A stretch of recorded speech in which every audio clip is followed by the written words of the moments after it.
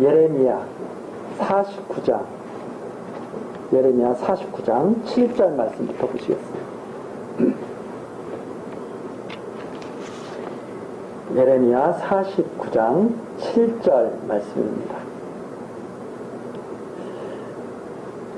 에돔에 대한 말씀이라. 만군의 여호와께서 이같이 말씀하시되 대만에 다시는 지혜가 없게 되었느냐? 명철한 자에게 모략이 끊어졌느냐? 그들의 지혜가 없어졌느냐? 드다한 검이나 돌이켜 도망할지어다. 깊은 데 숨을지어다. 내가 에서의 재난을 그에게 임하게 하여 그를 벌할 때가 이르게 하리로다. 포도를 거두는 자들이 네게 이르면 약간의 열매도 남기지 아니하겠고 밤에 도적이 오면 그 욕심이 차기까지 멸하느니라. 대저 내가 에서로 적신이 되게 하여 그 비밀한 곳들이 드러나게 하였나니 그가 그 몸을 숨길 수 없을 것이라. 그 자손과 형제와 이웃이 멸망하였은즉 그가 없어졌느니라. 49장 내용서부터는 암몬, 에돔, 그리고 이제 기타 열방들에게 보수하실 것을 말씀하시는 내용인데 6절까지는 암몬에 대한 심판을 말씀하셨습니다.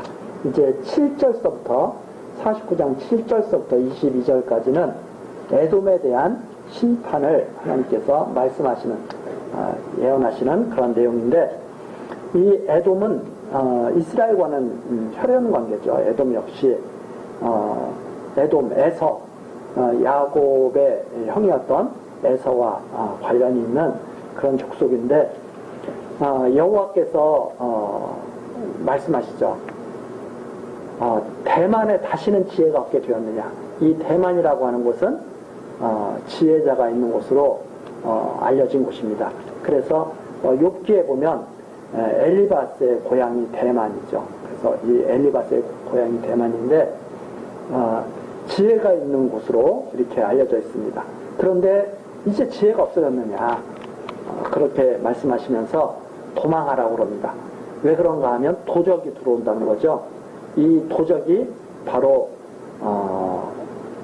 바벨론 같은 그런 이제 제국이 이제 쳐들어오는 것인데 이 도적이 오게 되면 애굽이 전체가 다 빼앗긴다. 애굽에 있는 모두를 다 빼앗긴다는 그런 말씀입니다. 밤에 도적이 오면 욕심이 차기까지 멸하느니라. 그래서 모두 그동안 쌓아놓았던 것을 다 빼앗기게 될 것을 말씀하시면서 10절 이유가 나와 있죠. 왜 그런가 하면 하나님께서 에서로 적신이 되게 했다. 완전히 발가벗게 했다. 이제 그런 말씀입니다. 그래서 에돔을 완전히 벌거숭이로 만드는 거죠. 그렇기 때문에 다 멸망해서 다 빼앗긴다고 하는 그런 내용입니다. 그러면서 11절서부터 보시면 내 고아들을 남겨두라. 내가 그들을 살려두리라. 내 과부들은 나를 의지할 것이라. 그런데 이제 하나님께서 그 중에서도 자비를 베푸시는데 고아와 과부는 하나님께서 특별히 보호하신다 하는 그런 내용입니다. 그러니까 하나님께서 진노하시는 중에도 긍휼을 베푸시는 그러한 역사를 하시겠다고 하는 그런 내용입니다. 12절에 보면 나 여호와가 이같이 말하노라. 보라, 이 잔을 마시지 않을 자도 마시지 않지 못하겠거늘 내가 형벌을 온전히 면하겠느냐. 면하지 못하고 반드시 마시리라. 나 여호와가 말하노라. 내가 나로 맹세하노니 보스라가 놀램과 수욕거리와 황폐함과 저주거리가 될 것이요 그 모든 성읍이 영영이 황폐하리라. 그래서 보스라라고 하는 곳은 바로 에돔의 수도인데 완전히 요새로 알려져 있습니다. 그런데 완전히 황폐하게 될 것 이렇게 말씀하시는데 12절에 나오는 말씀이 무서운 말씀이죠. 이 잔을 마시지 않을 자도 마시지 않지 못하겠거나.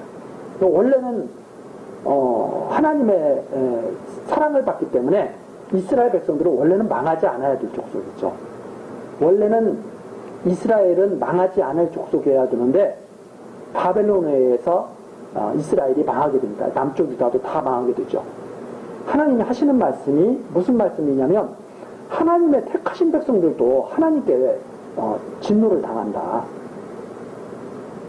그래서 공의의 하나님이시기 때문에 모든 죄악을 범한 모든 사람들을 다 벌하시기 때문에 이스라엘 백성조차도 야곱 족속조차도 하나님께 진노를 받아서 망하는데 에돔이 어떻게 안 망하겠느냐 하시는 말씀입니다. 그러니까 이스라엘을 하나님께서 때리실 때는 다른 하나님의 사랑을 받지 못하는 다른 족속은 완전히 진멸당하는 거죠. 그래서 이 하나님께서 지금 이 하시는 말씀은 정말 무서운 공의의 말씀입니다. 아무도 하나님의 진노에서 피할 자가 없다고 하는 그러한 말씀인데 하나님이 그 진노 당하는 중에서도 긍휼을 베푸시죠. 그것이 바로 11절에 나오는 고아와 과부들이고 바로 그 고아와 과부와 객을 상징하고 있는 이스라엘 백성들이 하나님의 긍휼의 대상이 되겠죠. 그래서 이스라엘 백성들의 삶은 나그네의 삶입니다. 그래서 이스라엘 멸조들이 다 나그네의 삶을 살았다고 그렇게 고백을 하는 것이 바로 이런 의미에서 우리가 깊이 있게 생각하게 되죠. 하나님께서 긍휼을 베푸시는 대상, 고아와 과부와 나그네, 객. 그래서 그들은 바로 아무 힘이 없어서 하나님의 도움이 아니면 살아날 수 없는 그런 백성들을 의미하기도 하지만 바로 하나님의 택한 백성들을 담고 있는 그런 말이라고 우리가 생각할 수가 있습니다. 자, 그러면서 14절로 넘어가죠. 내가 여호와에게로부터 오는 소식을 들었노라. 사자를 열방 중에 보내어 이르시되 너희는 모여와서 그를 치며 일어나서 싸우라 하시도다. 하나님께서 에돔을 치기 위해서 다 불러 모으시는 거죠. 그래서 열방 중에 다 보냅니다. 사자를. 그래서 싸우라 이렇게 명하시죠. 15절입니다. 여호와께서 가라사대 내가 너를 열방 중에 작게 하였고 사람들 중에 멸시를 받게 하였느니라. 바위 틈에 거하며 산꼭대기를 점령한 자여 스스로 두려운 자인 줄로 여김과 내 마음의 교만이 너를 속였도다. 네가 독수리같이 보금자리를 높이 지었을지라도 내가 거기서 너를 끌어내리리라. 여호와의 말이니라. 에돔은 정말 깊은 요새 같은 곳, 그래서 아무도 쉽게 정복할 수 없는 곳, 높은 둥지를 만들고 있는 독수리 같은 그런 형국이죠. 그런데 이제 독수리들도 그렇지만 높은 곳에 둥지를 딱 틀고 있으면 안전하다고 다 여기잖아요. 그런데 하나님께서 뭐라고 말씀하시냐면 그게 교만이다 이 말입니다. 높은 곳에 올라가서 안전하게 다 요새를 갖춰놓고 우리는 이제 안전해 이렇게 생각하고 있는 그 교만, 그것이 바로 스스로를 속이는 일이라는 거죠. 하나님께서 아무리 높이 지었을지라도 너를 끌어내리리라 이렇게 말씀하십니다. 그러니까 하나님을 모르는 자들은 바로 교만한 마음에 갖죠. 하나님을 모르는 자들은 지금도 아마 많은 부자들이 그렇게 생각하고 있을 거예요. 서민들도 걱정하죠. 서민들은 막 걱정합니다. 야, 이거 노후 생활도 제대로 안 될 텐데 어떡하지? 지금 우리나라 대다수 서민들이 다 걱정하고 있을 거 아니에요? 그러면서 막 하루하루가 힘들죠. 그런데 우리나라 상류층 부자들은 그렇게 안심하고 있을 거예요. 야, 서민들은 다 나중에 굶어 죽을지 모르지만 나는 안전해. 나는 얼마나 내가 둥지를 높이 내가 틀었는데, 이렇게 이제 생각하는 사람들이 있을 수가 있죠. 다는 아니겠지만 있을 수가 있습니다. 그게 교만이라는 거죠. 왜? 그게 자기 자신을 속이는 거라는 겁니다. 왜 그런가 하면 하나님이 아무리 높이 둥지를 틀었어도 망할 때가 되면 아무 소용이 없도록 하신다. 다 끌어내신다. 망하지 않을 때니까 그것 때문에 안전한 것처럼 보일 뿐이지 망할 때가 되면 다 무너져 내린다. 그래서 아무 소용이 없다. 예. 야고보서에서도 나오죠. 아침 한개와 같은 게 인생이다. 사람들은 그렇게 있는 거예요. 나는 많이 쌓아놨으니까 이제는 안전해. 근데 하나님이 그날 밤에 그를 데려가신다는 거죠. 그러면 그 쌓아놓은 것이 누구 것이 되겠느냐, 이렇게 말씀하십니다. 그러니까 그 교만이 있으면 우리를 스스로 속이는 자 되게 만든다. 그래서 하나님께서 에돔에게 하시는 말씀입니다. 너가 지금 그렇다. 17절입니다. 에돔이 놀라운 것이 들으니 그리로 지나는 자마다 놀라며 그 모든 재앙을 인하여 비웃으리로다. 나 여호와가 말하노라. 소돔과 고모라와 그 이웃 성읍들의 멸망된 것 같이 거기 거하는 사람이 없으며 그 중에 우거할 아무 인자가 없으리라. 에돔이 망할 줄을 아무도 상상을 못하는 거죠. 에돔은 안전하리라고 생각하는 거죠. 독수리처럼 높은 곳에다가 자리를 틀었으니까, 보금자리를 틀었으니까. 그런데 에돔이 망하는 것을 보고 다 비웃는다는 거죠. 저 에돔 봐. 저렇게 교만하더니 결국은 저렇게 되는구나. 다 비웃는다는 말입니다. 그러면서 소돔과 고모라와 그 이웃 성읍들이 멸망된 것 같이 에돔도 그렇게 망한다 하는 말입니다. 소돔과 고모라가 순식간에 멸망당해버리잖아요.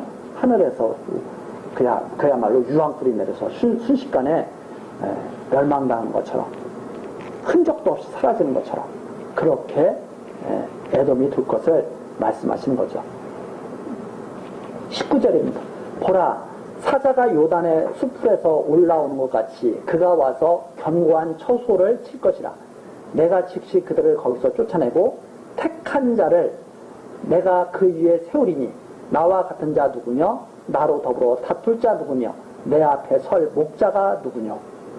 하나님께서 에돔을 갖다가 멸하실 때 사자가 갑자기 확 덤벼드는 것처럼, 사자가 숲에 숨어 있다가 확 덤벼드는 것처럼 그렇게 에돔을 망하게 할 것인데, 그때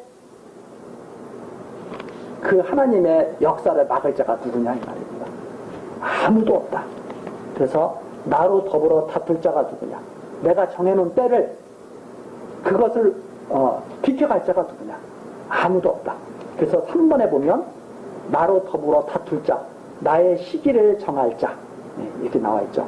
하나님이 때를 딱 정해놓고 역사하시면 아무도 그걸 막을 수가 없는 것이다. 이렇게 이해를 할 수가 있습니다. 그래서 하나님이 택한 자를 딱 세워서 애굽을 갖다가 멸하게 하시면 그걸로 끝나는 거죠. 20절입니다. 그런즉 에돔에 대한 나 여호와의 도모와 대만 거민에 대하여 경영한 나 여호와의 뜻을 들으라. 에돔에 대해서 하나님이 딱 정해놓은 뜻이 있어요. 에돔을 이렇게 처리를 해야 되겠다. 하나님이 다 계획을 세워놓으셨어요. 그래서 에돔에 대한 나 여호와의 도모, 대만, 에돔에서 유명한 곳이 대만 아닙니까? 대만 거민에 대하여 경영한 나 여호와의 뜻, 그것은 바꿀 수가 없는 거니까 들으라 이 말입니다. 양떼의 어린 것들을 그들이 반드시 끌어가고 그 처소로 황묵해 하리니 그 넘어지는 소리에 땅이 진동하며 그 부르짖는 소리는 홍해에 들리리라. 보라, 원수가 독수리같이 날아와서 그 날개를 보스라 위에 펴는 그날에 에돔 용사의 마음이 구로하는 여인 같으리라. 독수리, 여기서는 또 독수리로 표현하죠. 순식간에 날아와서 채가는 독수리. 원수가 독수리처럼 날아와가지고 날개를 에돔 보스라 위에, 에돔의 수도 위에 딱 피는 거죠. 그러면 에돔 용사가 구로하는 여인처럼 고통 속에서 다 죽어가게 될 것이다 하는 그런 말씀입니다. 자, 이렇게 에돔의 교만을 하나님이 책망하시면서 아무도 하나님의 경영, 도모, 하나님의 그 정하신 뜻을 막을 자가 없다는 것을 말씀하시고, 반드시 때가 되면 에돔이 멸망하게 될 것, 하나님이 심판하신 대로 멸망하게 될 것을 말씀하시는 내용이 바로 22절까지 내용이었습니다. 이제 23절서부터 27절까지는 다메섹에 대한 하나님의 심판의 말씀입니다. 23절 다메섹, 이 다메섹은 아람의 수도죠. 다메섹에 대한 말씀이라. 하맛과 아르밧이 수치를 당하리. 다 아람의 주요 성읍들입니다. 수치를 당한다. 이는 흉한 소문을 듣고 낙담함이라. 바닷가에 슬픔이 있고 평안이 없도다. 바닷가에 슬픔이 있고 평안이 없도다. 네. 이게 슬픔이 있고 평안이 없도다. 바다에서 계속 파도가 치잖아요. 바로 그런 것을 가지고 상징하는 겁니다. 바다가 막 흉흉하게 막 이렇게 파도가 치고 폭풍우가 불고 그러는 것처럼 바닷가에 슬픔이 있다. 슬픔이. 그리고 항상 그 두려움이 있는 거죠. 그래서 평안이 없도다.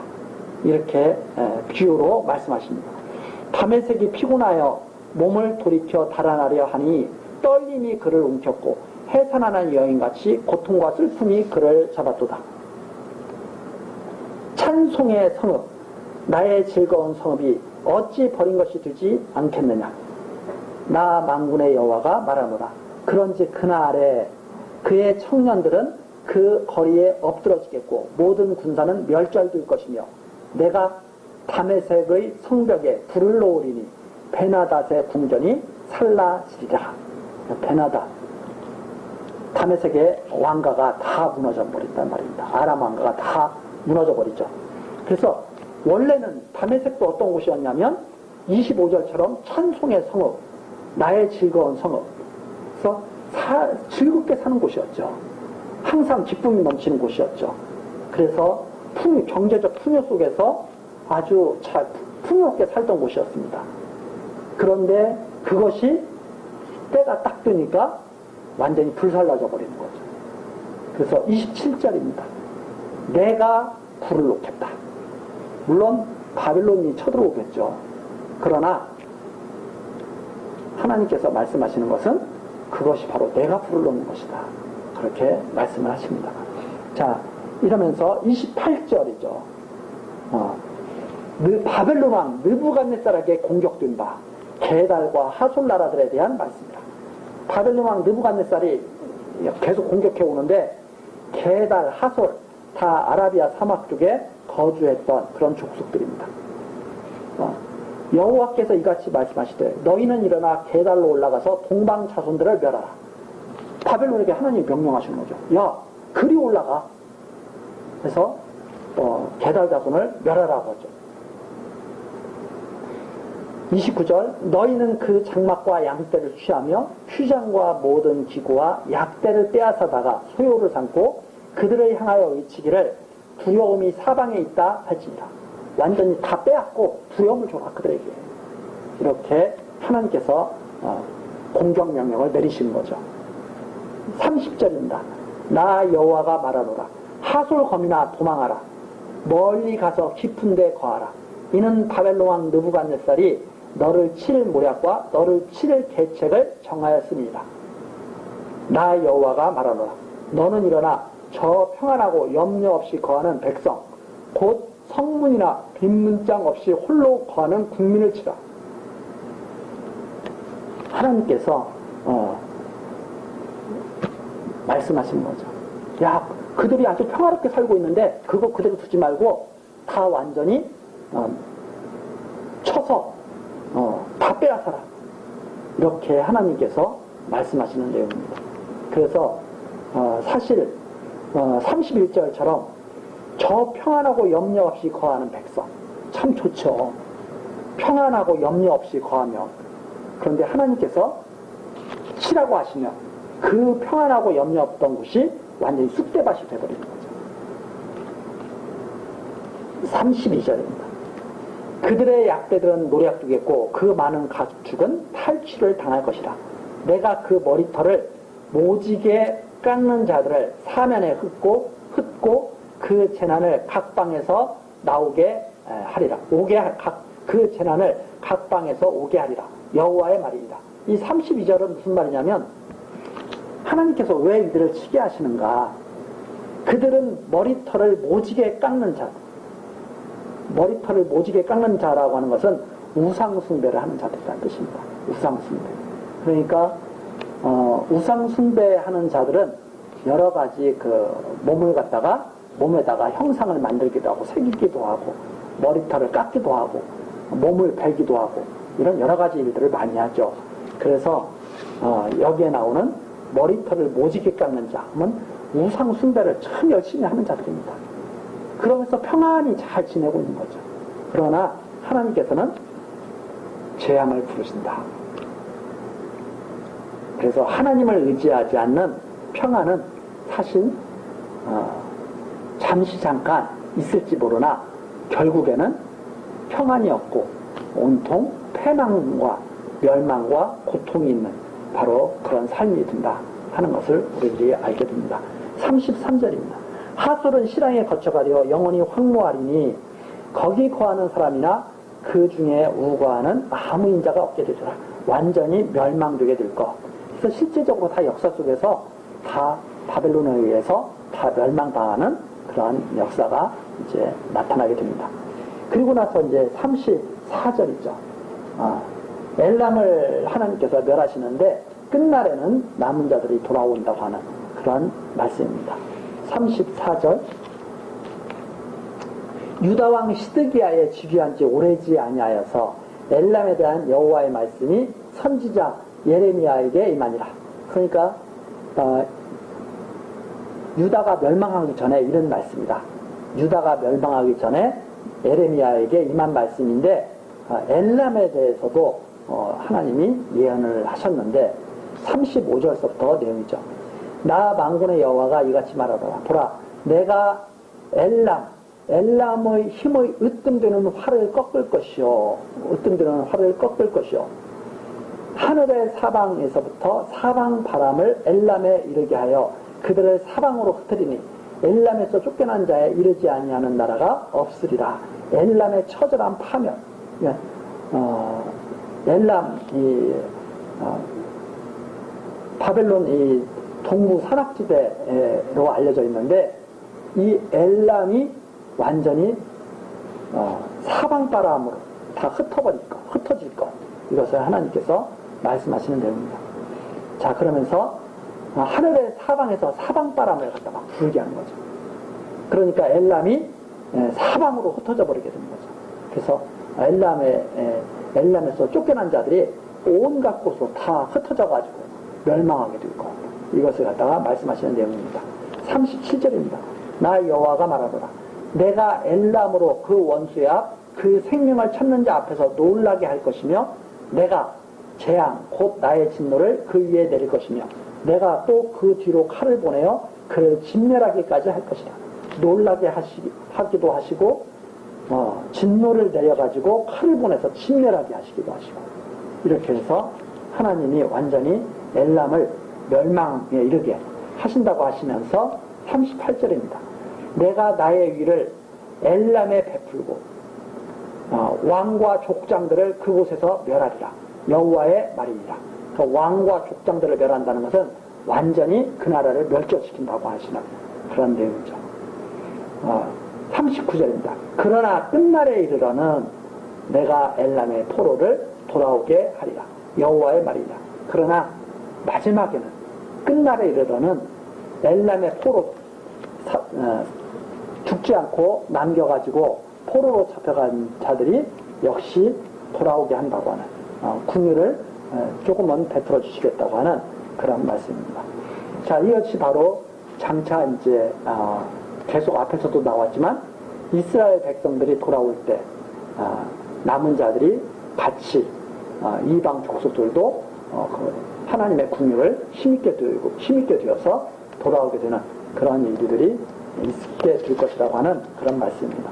이렇게 해서 암몬, 에돔, 다메섹, 엘람 이런 기타 열방들에 대해서 하나님께서 반드시 보수하신다고 하는 그런 내용이 49장까지 나와 있었고 이제 50장에서부터는 이제 하나님의 마지막 이제 보수죠.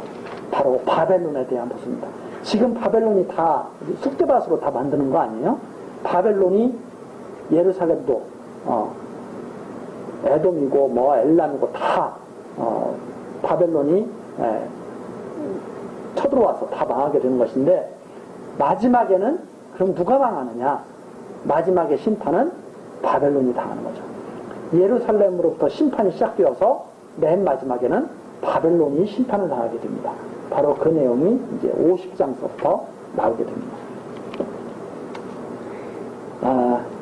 이건 역시 모세에게 이미 언약하신 내용대로 이제 이루시는 내용인데, 50장 1절입니다. 여호와께서 선지자 예레미야로 바벨론과 갈대아인의 땅에 대하여 하신 말씀이라. 너희는 열방 중에 광고하라, 공포하라, 길을 세우라, 숨김이 없이 공포하여 이르라.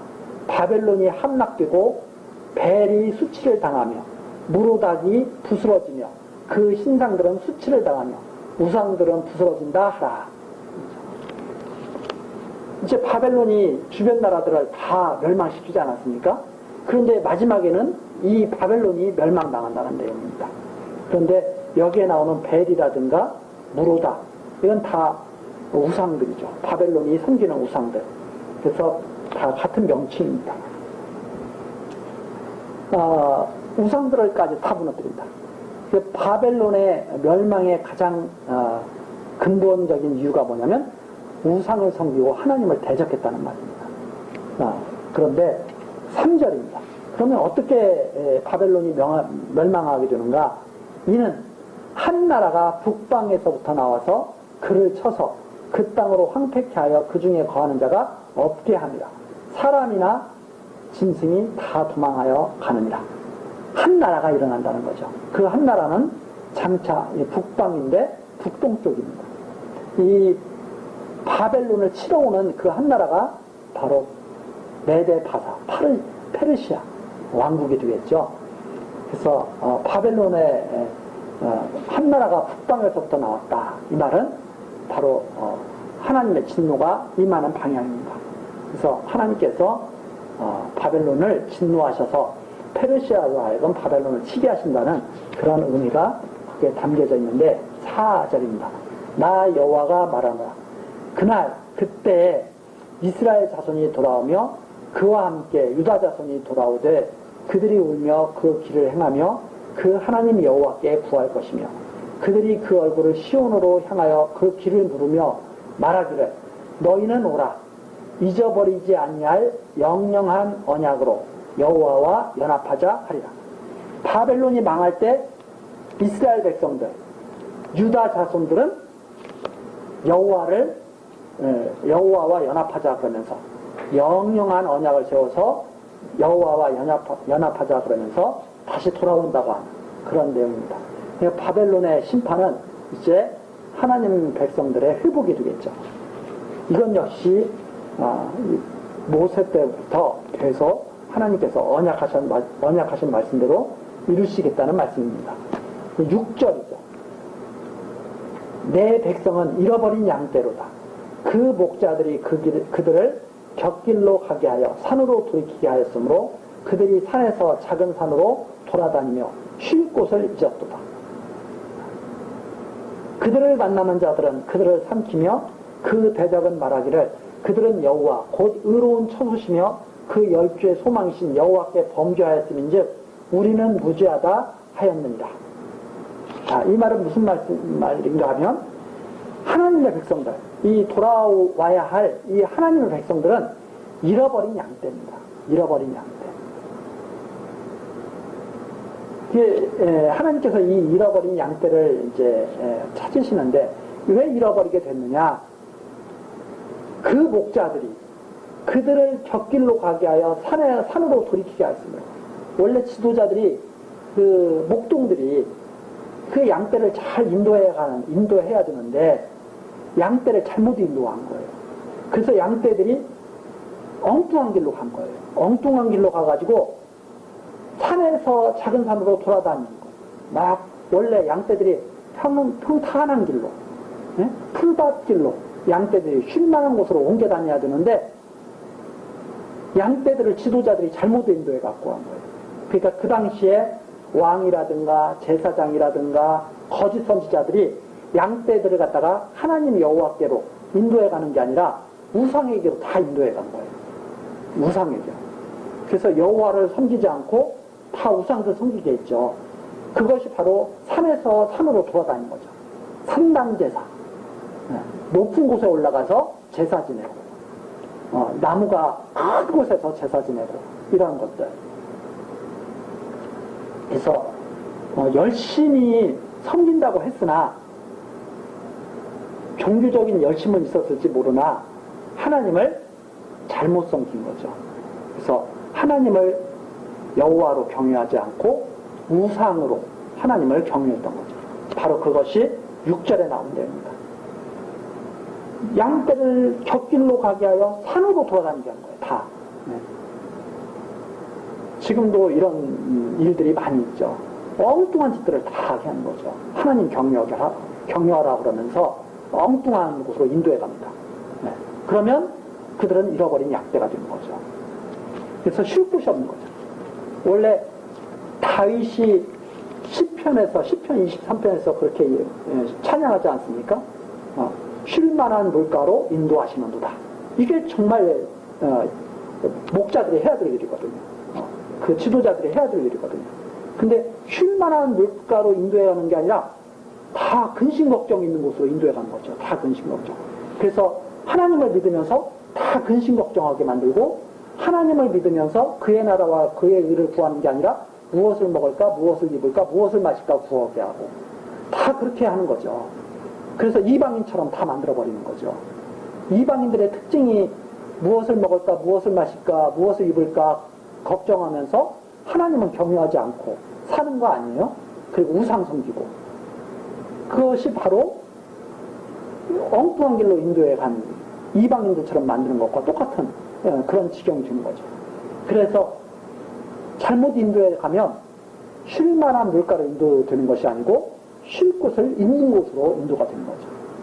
그래서 하나님을 바르게 이렇게 증거받고 했을 때는 마음의 평안을 누리게 됩니다. 그러나 하나님을 잊게 만들면 마음의 근심과 걱정과 불안 속에서 이방인들처럼 살게 되는 거죠. 그것이 바로 6절에 담겨있는 그런 뜻입니다. 쉴 곳을 잊었도다. 그래서 지금도 불안에 떠는 것은 뭐냐면 예수를 그리스도로 영접하지 못하게 하니까 불안에 떠는 거죠. 왜 그렇게 다 그렇게 만들잖아요. 야, 너 그렇게 해서 너 하나님께 인정받고 천국 갈 수 있어? 너 그렇게 열심히 없어가지고 하나님께 너 인정받을 수 있어? 이렇게 해가지고 불안에 떨게 만드는 거죠. 그러나 평안 쉬게 만들어야죠. 하나님께서는 그리스도 안에서 당신을 택하셨기 때문에 하나님의 택한 백성은 하나님께서 끝까지 지켜주실 겁니다. 행위를 보고 우리를 택하신 게 아니라 하나님의 은혜로 택하신 겁니다. 그분이 우리에게 그리스도를 영접하게 하셨습니다. 이것은 아무도 거부할 수 없습니다. 이렇게 해가지고 마음에 평안을 주는 게 아니라 당신 그렇게 믿으면 하나님께서 천국 보내려고 하다가 지옥 보내는 거야. 이렇게 해가지고 불안에 떨게 하고 지옥에 떨어져 나려면 너 열심히 해. 이렇게 해서 행위를 막 강조하게 하고 은혜에 감동돼서 기뻐서 하나님께 봉사하게 만드는 게 아니라 두려움 속에서 봉사하게 만들고, 이게 아주 잘못된 지도자들의 전형적인 그런 가르침입니다. 그래서 기뻐서 봉사하게 만드는 게 아니라 두려워서 봉사하게 만들고, 기뻐서 하나님께 나아가게 만드는 것이 아니라 천국 못 갈까봐 하나님께 나아가게 만들고, 이런 것들 다 거짓말이죠. 왜? 하나님께서는 하나님의 백성들에게 평안을 주십니다. 이미 하나님 뜻 가운데서 사랑받은 거 알게 하시려고 이렇게 모든 역사를 다 섭리해 가시는데 교만하게 만들죠. 내가 이렇게 일을 했기 때문에 하나님께서 나를 안 버리실 거야. 이런 마음 갖게 만들죠. 우리는 일한 것이 없어요. 왜? 우리가 행한 것은 다 우리의 욕심대로 행했기 때문에. 그러나 거듭난 자, 그리스도 안에서 거듭난 자는, 그리스도와 함께 죽고 살아난 자는 사람이 일하는 게 아니라 그리스도께서 일하는 거죠. 왜? 그리스도와 함께 살아난 자는 그리스도의 것이니까. 그런 어떤 확실한 우리가 그 진리를 가지고 마음의 평안을 누리는 것이 하나님께서 원하시는 그런 뜻이라고 생각합니다.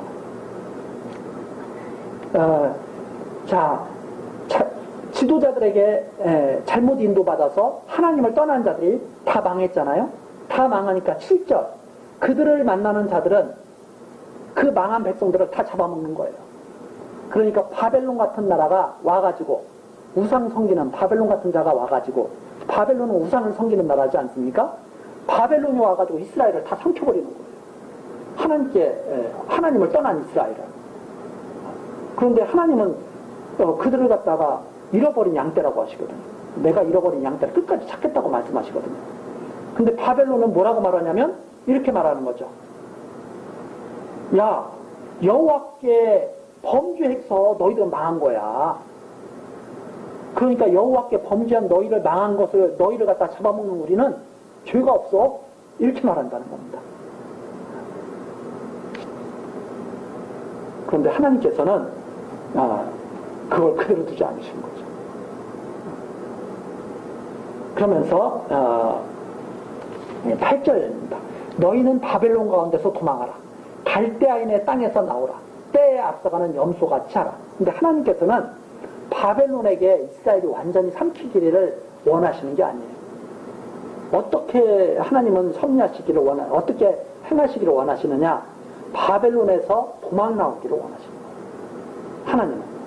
그러니까 하나님이 바벨론에게 망하게 하신 것은 너희들이 여호와를 떠나서 바벨론에게 이렇게 망하는 것이 얼마나 비참하냐. 이거 알게 하시라는 뜻이에요. 그걸 알게 하시면서 빨리 거기서 도망 나와야지 너희들이. 이런 뜻입니다. 그래서 하나님께서 바벨론에게 이스라엘을 맡기시는 것은 바벨론 보고 완전히 삼키라고 맡기시는 것이 아니라 이스라엘 보고 야, 한번 바벨론에 한번 들어가 봐. 얼마나 거기가 살기 힘든 곳인가. 바벨론에게 한번 먹혀봐. 얼마나 그게 고통스러운 것인가. 빨리 도망 나와. 이렇게 알려주시기 위한 것이라 이 말입니다. 그러니까 지금도 마찬가지죠.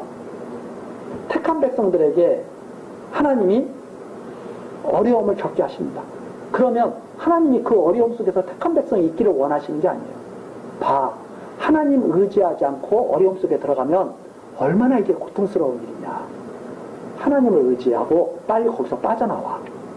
이런 말씀을 사실 하시고 계신 거죠.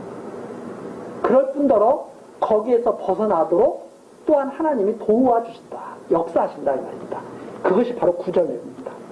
보라, 내가 큰 연합국으로 북방에서 일어나 나와서 바벨론을 치게 하리니. 그냥 도망 나오라는 게 아니에요. 내가 바벨론 꼼짝 못하게 할 테니까 도망 나와. 이렇게 이것이 바로 하나님의 말씀이죠. 그래서 도망 나오는 것도 자기의 능력으로 도망 나오는 것이 아닙니다. 하나님께서 바벨론에게 이스라엘이 망하게 했지만, 남쪽 유다가 망하게 했지만, 역시 하나님께서 바벨론을 멸망시켜가지고 또한 유다를 나오게 하신다. 이스라엘을 나오게 하신다. 하는 말씀입니다. 그래서 빨리 나오라 하시면서 보라, 내가 큰 연합국, 메대 바사, 큰 연합국 아닙니까? 큰 연합국으로 북방에서 일어나 나와서 바벨론을 치게 하리니 그들이 항우를 버리고 쳐서 취할 것이라. 그들의 화살은 연숙한 용사의 화살 같아서 헛되이 돌아오지 아니하리라. 그래서 고레스가 바벨론을 치게 되면, 메대 바사가 바벨론을 치게 되면 그것은 헛된 일이 되지 않고 반드시 바벨론을 멸망시키게 된다 하는 말입니다. 갈대아가 약탈을 당할 것이라. 갈대아는 바벨론이 있죠. 갈대아가 약탈을 당할 것이라. 그를 약탈하는 자마다 만족하리라. 여호와의 말입니다. 바벨론을 무너뜨려야 되겠다 하고선 치니까 바벨론을 무너뜨릴 수 있어서 계획한 것을 이루게 되죠. 그래서 만족하게 될 것이다. 이제 하는 말입니다. 자, 11절입니다. 나의 산업을 노력하는 자여, 너희가 즐거워하며 기뻐하며 곡식을 가는 송아지같이 뛰며 힘센 말같이 울도다. 그러므로 너희의 어미가 온전히 수치를 당하리라. 너희를 낳은 자가 치욕을 당하리라. 보라, 그가 열방의 말제와 광야와 마른 땅과 사막이 될 것이며 여호와의 진노로 인하여 거민이 없는 온전한 황무지가 될 것이라. 바벨론을 지나는 자마다 그 모든 재앙에 놀라며 비웃으리로다. 하나님께서 메대 바사 큰 연합국으로 바벨론을 치게 하신다고 하면서 11절 그렇게 말씀하시죠. 나의 산업을 노력하는 자요. 바벨론이 예루살렘을 친 거죠. 가나안 땅을 친 겁니다. 야곱 족속을 쳤기 때문에 하나님 것을 노력한 겁니다. 사실은 이 하나님께서 정말 사랑하는 야곱 족속이죠. 근데 그 야곱 족속을 바벨론이 신나게 친 거예요. 하나님께서 너 그렇게 쳤어? 이러고선 하나님께서 바벨론을 치셨다 하는 말입니다. 그러면서 여호와의 진노로 완전히 멸망당하는 바벨론을 보고 모든 사람들이 다 비웃게 될 것이다. 그 말입니다. 그래서 이 하나님의 택한 백성들로 하여금 유혹해서 하나님의 택한 백성들을 유혹해서 자꾸 망하게 하려고 하는 자들, 이 자들이 결국은 어떻게 되느냐면 하나님께서 마지막으로 진노하실 때 크게 멸망당할 자들이 바로 이런 자들이죠. 그래서 가장 하나님의 큰 진노를 입을 자들이 하나님의 백성들을 치는 자들입니다. 나중에. 자, 그러면서 14절입니다. 바벨론을 둘러 항우를 버리고 활을 당기는 모든 자여, 화살을 아끼지 말고 쏘라. 그가 여호와께 범죄하였습니다. 그 사면에서 소리질러 칠지어다. 그가 항복하였고 그 보장은 무너졌고 그 성벽은 회파되었으니 이는 여호와의 보수하시는 것이라. 그의 행한 대로 그에게 행하여 보수하라. 자, 그래서 이게 참 여기서 보면 하나님이 하시는 일이 참 신묘막측하죠. 정말. 이게 왜 그런가 하면 이스라엘이 하나님께 범죄해서 하나님이 망했어요. 이게 이제 여기에 나오는 말씀이 참 이제 중요한 말씀인데 이렇게 됩니다. 자, 하나님께서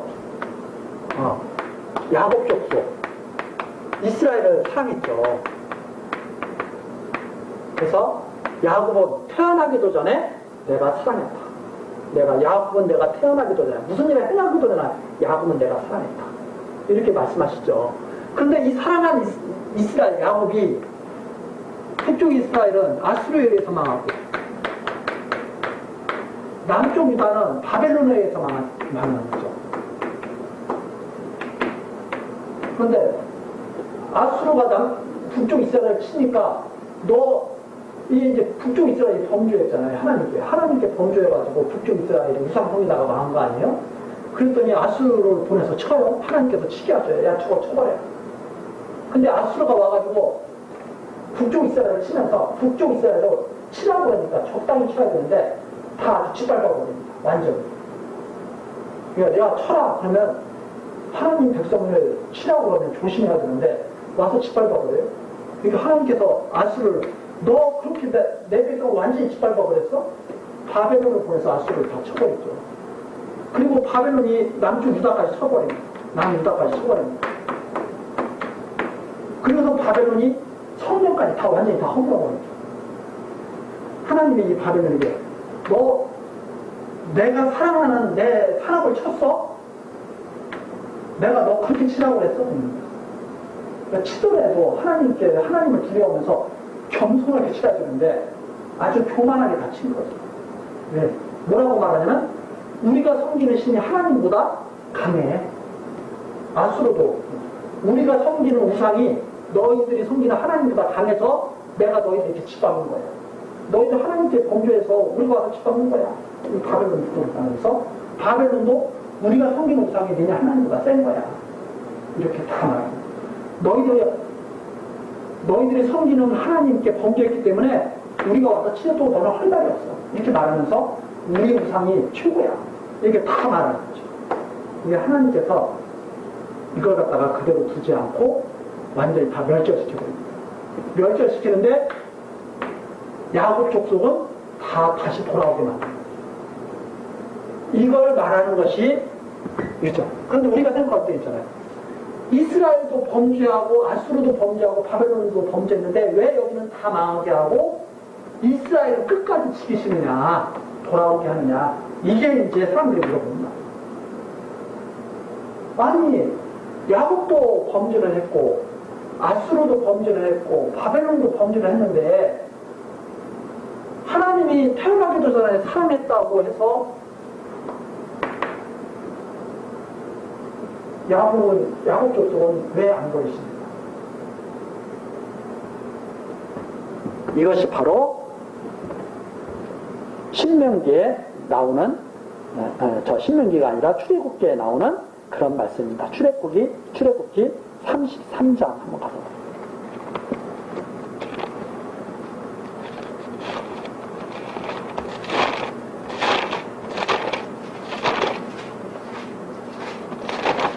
출애굽기 33장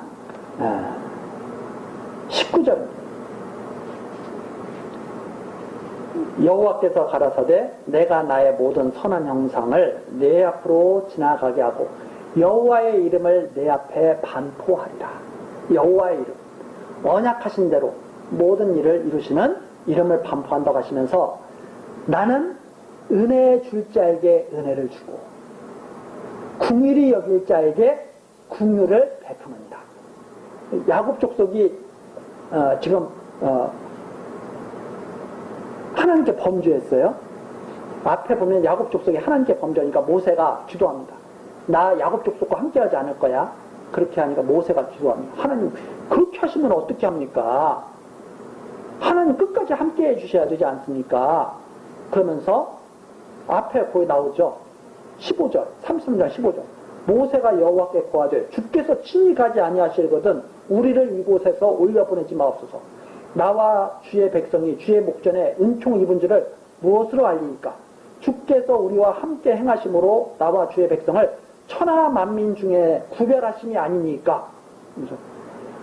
하나님의 백성은 다른 백성들과는 구별된 백성 아닙니까? 그러니까 끝까지 함께 해주셔야죠. 모세가 이렇게 하면서 이제 간구하는 내용 아닙니까? 그러니까 하나님께서 그래 네 말이 맞지. 그러면서 하신 말씀이 그래 나는 여호와야. 내 이름을 반포할게.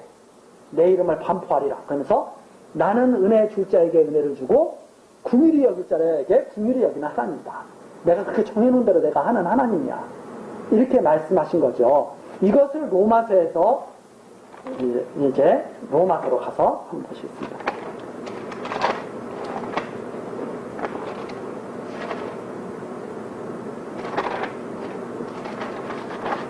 이것을 로마서 9장, 로마서 9장,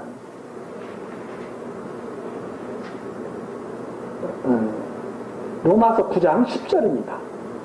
이뿐 아니라 또한 리브가가 우리 조상 이삭 한 사람으로 말미암아 잉태하였는데 그 자식들이 아직 나지도 아니하고 무슨 선이나 악을 행하지도 아니한데 택하심을 따라 되는 하나님의 뜻이 행위로 말미암지 않고 사람들의 행위, 뭐 범죄했느냐 범죄하지 않았느냐 이런 걸로 말미암지 않고 오직 부르시는 얘기로 말미암아 서게 하려 하사 리브가에게 이르시되 큰 자가 어린 자를 섬기려 하셨나니 기록된 바 내가 야곱은 사랑하고 에서는 미워하였다 하신 것 같으니라. 자, 야곱도 범죄하고 에서도 범죄해요. 에서도 똑같은 사람이니까 범죄해요. 그런데 태어나기도 전에 하나님께서 내가 야곱은 사랑하고 에서는 미워하였다 이렇게 하나님이 딱 말씀하셨다 이 말입니다. 그러니까 하나님께 그런 불의가 있느냐 이 말입니다. 불의가 없다. 그러면서 아까 출애굽기에 나왔던 말씀이 여기 나옵니다. 모세에게 이르시되 내가 긍휼히 여길 자를 긍휼히 여기고 불쌍히 여길 자를 불쌍히 여기리라 하셨다. 하나님이 그렇게 처음부터 말씀에 정해놓으신 거죠. 하나님 태어나기도 전에 인간들이 만들어지기도 전에 하나님께서 어떻게 정해놓으셨느냐. 긍휼 베풀 자에게는 긍휼 베풀겠다. 은혜 베풀 자에게는 은혜를 베푸고 불쌍히 여길 자는 불쌍히 여기겠다. 그렇게 하나님이 정해놓으시고 역사를 섭리해 나갔습니다. 역사. 그래서 자 똑같이 범죄했어요. 야곱도 범죄하고 에서도 범죄했어요. 그런데 태어나기도 전에 아니 나는 야곱을 사랑할 거야. 야곱을 사랑하신다. 근데 이런 거예요. 에서가 그런 거예요.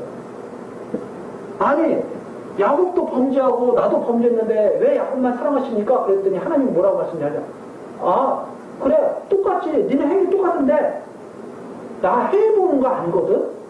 내가 정해놓은 뜻대로 내가 하는 하나님이거든. 이렇게 하나님 말씀하신다. 그럼 하나님이 불의한 하나님이 미리 말씀해 놓으셨다는 말입니다. 말씀. 떠나기도 전에. 내가 이렇게 할 거야. 하고 변함없이 이렇게 하시는 하나님이 잘못된 게 있느냐? 아, 나 야곱을 내가 사랑한다니까? 너 행위 때문에 버린 게 아니라니까? 나 너 원래부터 안 좋아했어. 내가 너 행위 때문에 너 안 좋아한 게 아니야. 나 원래 야곱만 사랑하려고 내가 정해놓은 거야. 이렇게 말씀하시네요. 그러면 에서는 그럴 거 아니에요. 그런 게 어딨어요. 그러면 뒤에 나오는 건 이런 거예요. 하나님이 그 뒤에 나오는 게 토기장이라는 거예요. 하나님이 토기장이어서 그릇을 2개 만들었어요. 야곱이라는 것, 에서가 하는 것. 근데 토기장이가 딱 본 다음에, 아, 이건 내 맘에 내가 만들기로 한 그릇대로 잘 만들어졌는데, 아, 이건 여기다 딱 놓고, 아, 이건 내가 만들기로 한 게 아닌데, 야, 이건 내 마음에 안 들어. 딱 깨부쉈다, 이 말입니다. 그때 깨진 애가 그러는 거예요. 왜 날 깨뜨려요? 그랬더니 토기장이가, 야, 네가 나한테 그런 존재야? 이렇게 말씀하신다는 거예요. 그게 바로 뒤에 나오는 내용입니다. 로마서 뒤에. 19절. 내게 말하고, 하나님이 왜 그렇게 만들어 놓고 책망하시느냐? 그랬더니, 감히, 너가 그런 말을 해? 그래서 하나님을 토기장이로 이해하지 못하는 사람들은 에서처럼 그렇게 말하는 거예요. 토기장이가 그릇 만든다면, 우리 그렇게 생각하는 거 아니에요? 토기장이가 그릇 딱 만든다면, 딱 깨트리면, 죄예요, 죄가 아니에요? 죄가 아니거든. 왜? 나는 이렇게 만들려고 그러는데 내 마음대로 안 만들어졌어. 그래서 깨부순 거예요. 원하는 대로, 처음 생각했던 대로 만들어진 거예요. 그래서 잘 보호하는 거예요. 무언데 감히 하나님께 그럴 수 있느냐고 말하냐. 만일 행위 가지고만 말을 하면 할 말이 없죠. 그죠? 행위 가지고만 말을 하면. 근데 하나님이 나 행위 가지고 말하는 게 아니거든. 원래 너희들이 있기도 전에 내가 이렇게 정해놓거든. 그럼 왜 이렇게 정해놓느냐? 하나님이 언약하신 말씀대로 이루시는 여호와라는 사실을 깨닫게 해서 통일케 하시는 거예요. 아, 그냥 은혜를 주신 거구나. 하나님을 잘 섬겨서 은혜를 베푼 게 아니라 그냥 은혜를 베푸셔서 하나님을 경외하게 하신 거구나 하는 거 알게 하시는 거예요. 그랬다 이 말이에요. 근데 사람들은 항상 무엇을 하냐? 자기 공로. 내가 하나님께 사랑받을 일을 해서 하나님 나를 사랑하시는 것으로 이 잘못된 교육인데, 그래서 이리저리 하나님을, 그러니까 자기 공로를 세우려니까 얼마나 힘들어요. 근데 힘든데 자기 공로를 세우려니까 하나님 잘 믿는 척 해야죠. 자기 공로를 세우려니까 하나님께, 하나님 이 정도 했으면 되지 않습니까? 그게 교만 아니에요? 교만? 항상 교만하고, 그리고 하나님을 갖다가 자기 마음대로 부리려고 하는 거죠. 하나님, 내가 이 정도 공로 세웠으니까 내 마음대로 좀 해주셔야 되는 거 아닙니까? 내가 하나님을, 그리고서 하나님이 자기 뜻대로 안 하면 하나님 나쁘다고 그러거든요. 이게 완전히 토기장이한테 매일 화내고 있는 거랑 똑같은 거죠.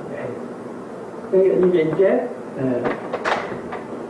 지금 많은 사람들이 착각하고 있는 이제 그런 부분들입니다. 그래서 이런 부분들을 우리가 잘 이제 이해를 해야 되죠. 우리 다음 시간 계속해서 그 부분부터 살펴나가도록 하시겠습니다. 기도하시겠습니다. 모든 나라를 다스리시고 심판하시는 여호와 하나님, 광대하시고 공의로우신 권능을 찬송합니다. 이 시간에도 하나님을 대적하여 자기들이 만든 각종 우상들을 섬기며 죄악을 범한 여러 열방들을 심판하시는 하나님의 말씀을 우리들이 살폈습니다.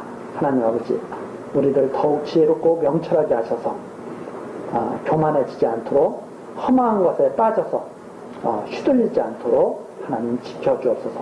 오직 진리의 사랑을 받아서 항상 주님 안에 살게 하시며 신령한 복과 평안을 누리게 하옵소서. 예수 그리스도의 이름으로 기도드리옵나이다.